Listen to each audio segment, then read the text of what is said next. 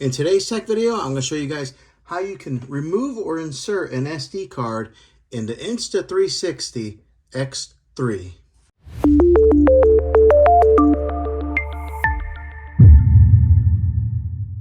Okay, I'm going to show you guys the easy way to do this. Now, these do take a micro SD card, but what you want to do is with the logo or with the print side right here, flip it around this way so that you see this door here.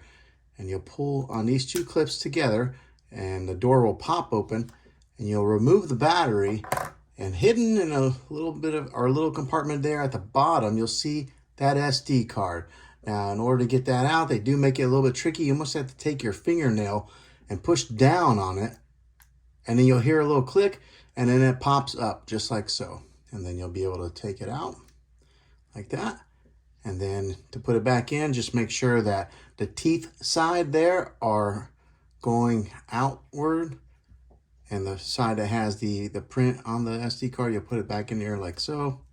And then use your fingernail again to push it in until you hear it click, just like that. Then you'll close the door.